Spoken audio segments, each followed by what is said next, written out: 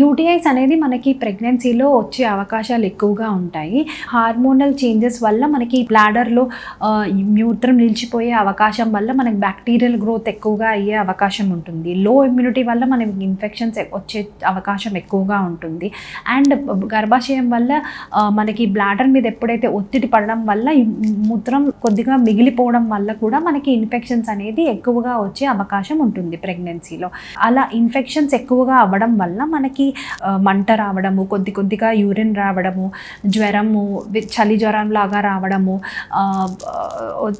కిడ్నీకి infection లాగా వచ్చే అవకాశం ఉంటుంది.